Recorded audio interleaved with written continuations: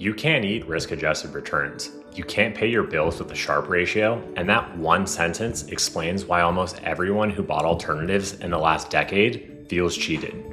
Here's the story you might recognize. You did the smart thing. You read the research and you added managed futures or a market neutral fund. You diversified like the father of modern portfolio theory told you to. And it worked. Your risk-adjusted return improved, your drawdowns got shallower, but your total return got worse. Meanwhile, your neighbor who owns 100% SPY has never read anything in his life, beat you for the last decade, and you feel smug about it every day at the barbecue. The math said you were right. The account balance said you were fired. Today, I'll show you why that happened. It's not because diversification failed, and the fixed institutions have quietly used for decades, which just landed in regular ETFs and mutual funds. Morningstar had literally just invented a new fund category for this past year. If you're new here, I'm Mark Anderson, construction worker turned zero DTE and multi-strategy hedge fund manager of MBH Capital Management. I've sold over $100 million in zero DTE premium and traded for over 1,000 consecutive market days. A couple weeks ago, I made a video on capital efficiency, how $1 can do 2 jobs. Today is the deeper cut, why that idea exists at all, and why it's the difference between diversification that pays you and diversification that costs you. Let's get into it. Start with the diagnosis. When you added that diversifier, where did the money come from? You sold stocks. Every dollar into alternatives came out of one thing that compounds the hardest over time. You didn't add diversification. You substituted it for equity. So the alternative had 2 jobs: deliver its own return and out-earn stocks you sold to buy them. In the biggest bull market of our lifetime, that second job was impossible, even when the alt did exactly what the brochure promised: positive returns and low correlation. You still lost by comparison. Every quarter to the portfolio you would have had by doing nothing. The institutional world says it plainly.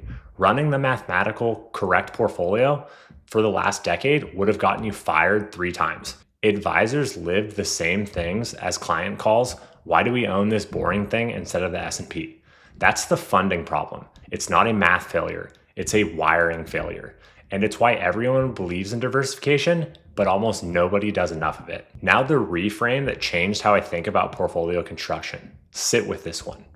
Take an honest portfolio optimization, stocks, bonds, alternatives, the whole menu, and remove one constraint.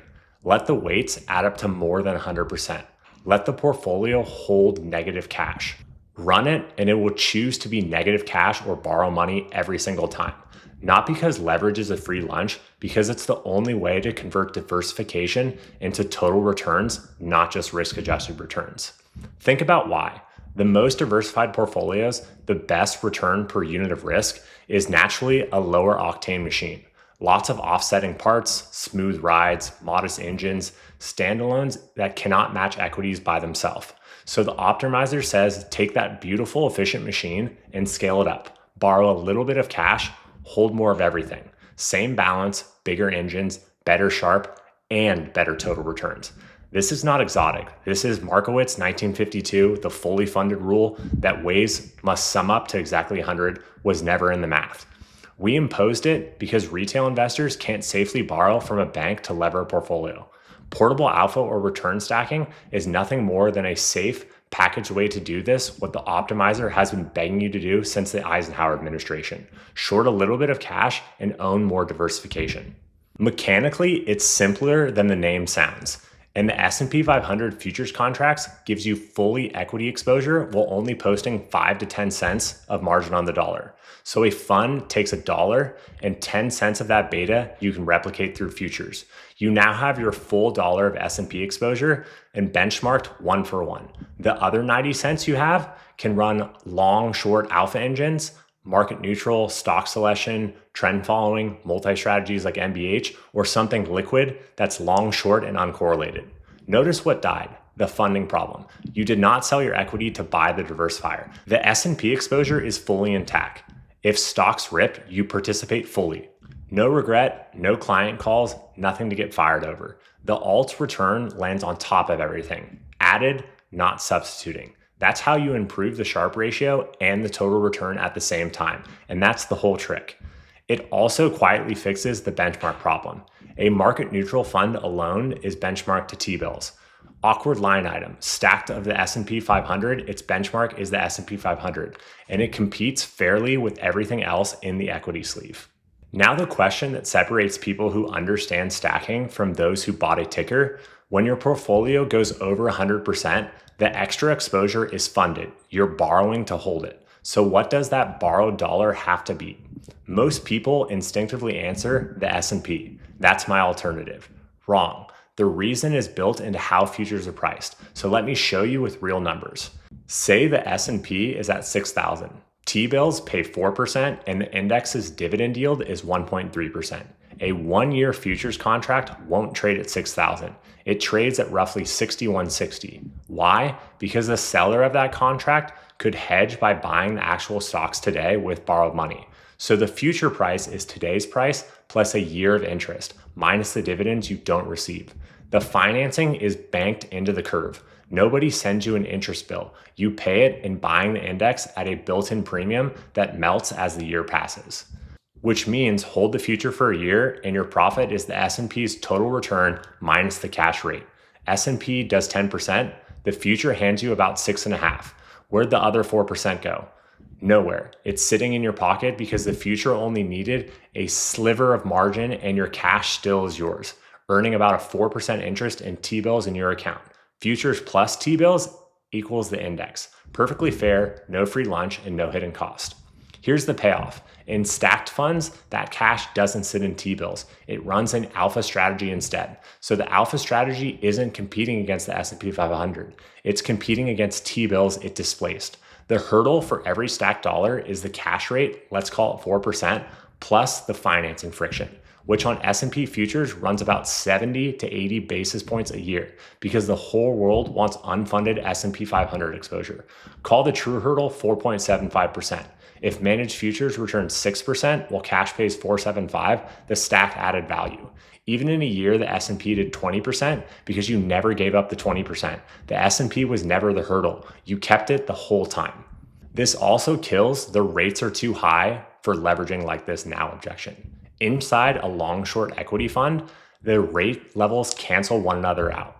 Longs borrow at the benchmarks plus a spread. Shorts earn a benchmark rate minus the spread.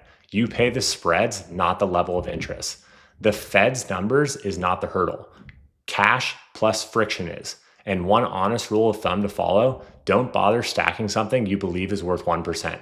Friction eats that away. Stack things you'd underwrite that could give you 5+% a year. So the hurdle says whether a stacked asset beats its funding rate. One more test says whether it improves your portfolio. A one-line formula from portfolio theory that should be tattooed on every allocator's desk. And the new asset, if its Sharpe ratio is greater than the correlation to your portfolio, times your portfolio's Sharpe ratio. That's it.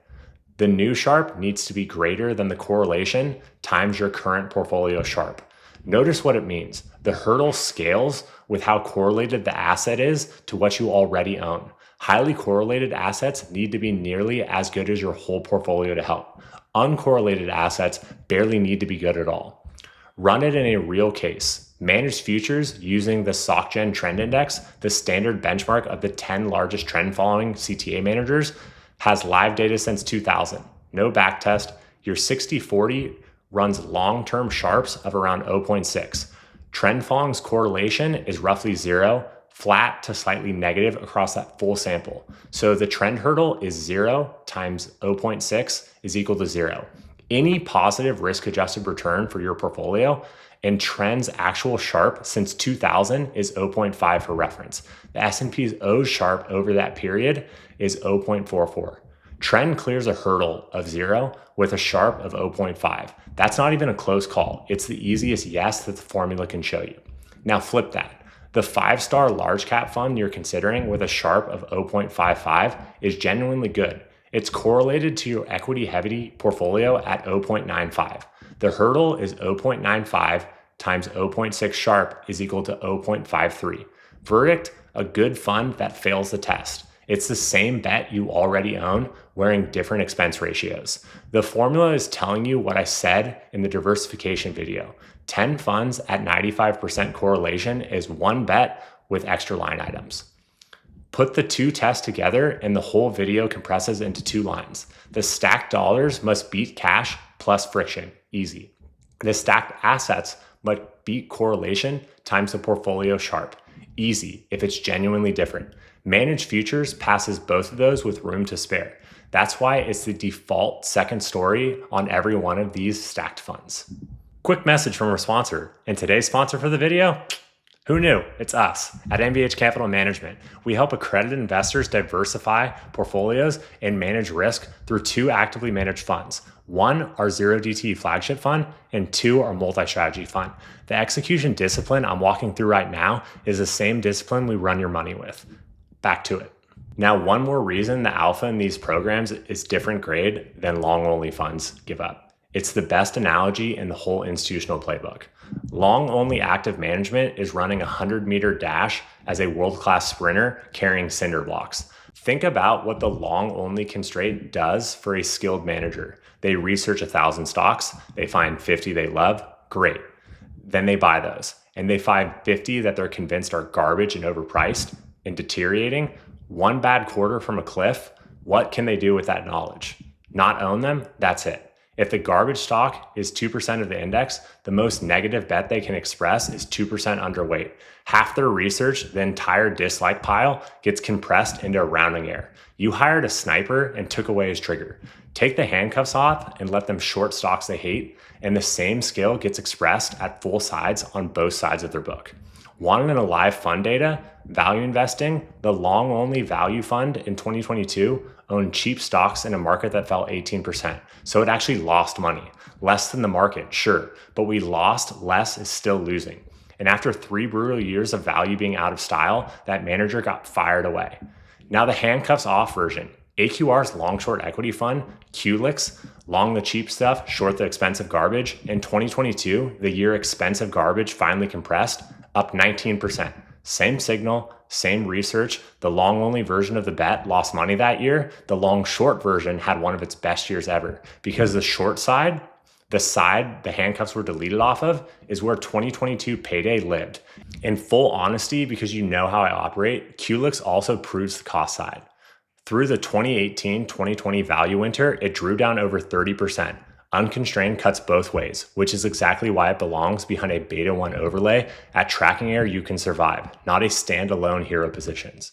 One more level, because this is where it gets subtle. People assume the alpha engine must be a perfect beta 0 at all times, and any drift is a flaw to hedge away. Not quite. If the strategy has a known structural beta, say it runs long bias at 0.2 through all conditions, the overlay just accounts for it. Stack 0.8 on futures instead of 1, land at a beta of 1. But if the beta moves around intentionally, trend following, leaning long when equities are in uptrend, flipping short and downtrend, that fluctuation is the alpha. That's the manager still expressing his view through the market exposure instead of stock picking. Hedge it out and you've paid alpha to delete it. A good manager doesn't add value around the beta. A good manager can add value with the beta as the design. The design question is simply which fluctuations are skill and which ones are sloppiness. Skill rides, sloppiness gets hedged away. If portable alpha is sensible, why did nobody talk about it from 2008 to 2022? Because in 2008, it blew up a quarter of the pension funds in America, and the autopsy is worth 90 seconds. Back then, you ran it as 2 separate manager hedge funds for the alpha. Quarterly liquidity, 45-day notice, and an overlay manager running the futures for you. The market crashed, the overlay needed cash for the margins got called. The allocator calls the hedge fund and here's 90 days notice. Forced liquidations at the bottom, failure 1, and cash, the collateral that they needed, lived in a different building.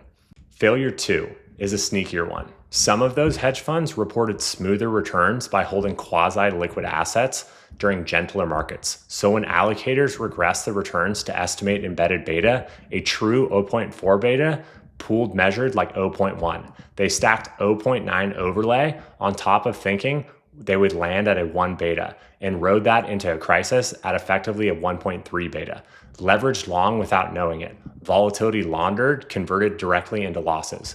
Notice what's not on the failure list. The concept. The alpha plus beta arithmetic worked fine. What failed was the implementation separating the alpha from the overlay and stacking illiquid, smooth strategies like private equity. The modern turnkey version are one manager, one vehicle, daily uncorrelated strategies of beta and alpha managed together in the same book.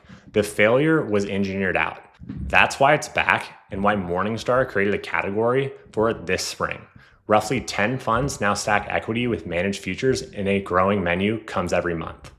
Quick menu, because you can now actually do this. Our SSB is return stacked global stocks and bonds, $1 of global equity exposure plus $1 of US Treasuries per dollar invested. About 500 million are already in this ETF for a 39 basis point fee.